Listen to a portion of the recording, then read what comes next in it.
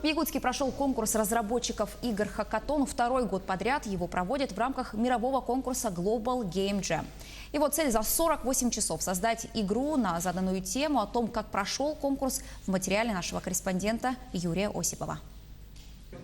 Саша – один из самых младших участников конкурса. Ему 12, и это его первый опыт участия. Юному программисту интересно все, что связано с играми, и он хотел взглянуть на все это изнутри. Я пришел сюда, чтобы поучаствовать, потому что, ради веселья. 2 дня прошли быстро, потому что многие работали, я тоже работал.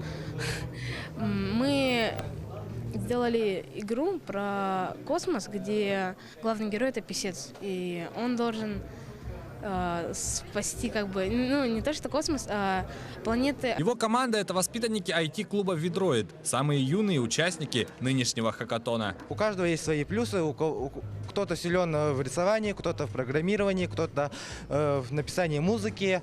И, к счастью, у нас команда такая сплотилась, что у нас со всех сторон все оказались друг друга взаимозаменяемы. Цель хакатона за 48 часов создать игру на заданную тему. Темой нынешнего конкурса стал ремонт или починка. В этом году на конкурсе в Якутске приняли участие 110 участников, из которых сформировали 29 команд. Ребята, которые совместно разрабатывают игры, любые игры, начиная от настольных игр до компьютерных. Ребята очень качественно сделали продукты, можно посмотреть. Одним из условий этого конкурса было слово РПР, то есть это ремонт. И на этой тематике должны были ребята сделать продукты. Немного по-другому решили участники из команды «Четыре конечности». За время хакатона они разработали 2 проекта, один из которых немного вышел за рамки темы конкурса. Ребята разработали игру-симулятор слепоты.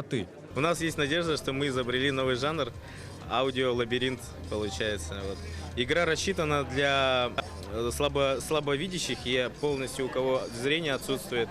Игра рассчитана на то, чтобы расширить ассортимент игр специально для слепых.